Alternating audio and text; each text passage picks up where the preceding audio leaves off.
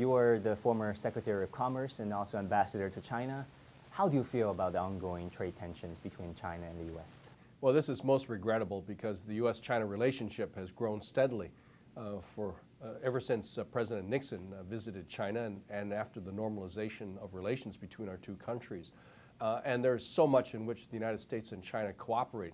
Yes, we have some economic differences, but we need to make sure that we're able to manage and solve those differences as we continue to collaborate on the many areas of agreement.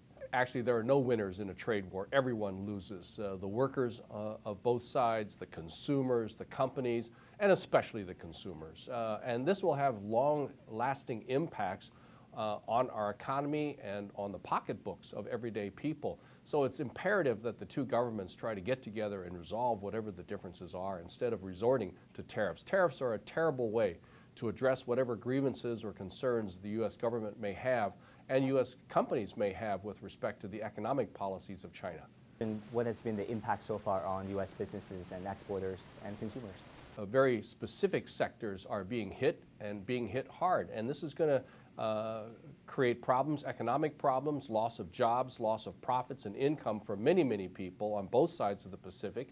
But if the tensions continue and if the promise of further tariffs by the United States followed by retaliation by China proceed, then we could have major impacts on the economies of both countries. Well, the tariffs by China on our state right now are being felt in the agricultural sector on our exports of wheat, apples, and cherries. And obviously, if President Trump follows through with additional tariffs, the Chinese government will retaliate, and that could impact many other exports, whether it's Boeing airplanes to software to machinery. We are a very trade-dependent state, and a big portion of our exports go to China. So tariffs will obviously make Washington State products more expensive. How would you advise the Trump administration, as the former Secretary of Commerce, how would you go about dealing with China in terms of economics and trade? I think America really has more concerns with the trade policies and the industrial policy of China. Number one, that so many sectors of the Chinese economy are off limits to foreign and American investment.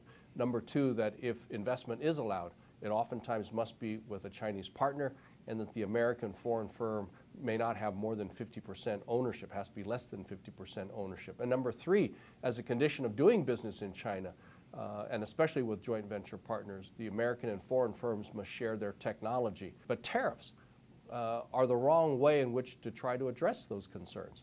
The U.S. warships passed through the Taiwan Strait recently. It constantly challenges China's sovereign claims in South China Sea, and now this trade war. Are we at a turning point?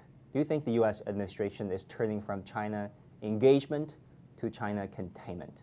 Well, I can't speak for this administration. I know that under President Obama, we very much wanted to rebalance our focus onto the Asia-Pacific region, and that meant more engagement with the nations of the Asia-Pacific region. But that also meant more engagement with China. Certainly, we have long had concerns about some of the claims by China over sovereignty of the South China Sea and even in the North China Sea. But we always want those things to be resolved diplomatically and not by force. I can't speak to President Trump, but no one seems to understand what he's doing and what his motivations are. We are obviously concerned by the hotter rhetoric that he utters, whether with China or North Korea or other nations.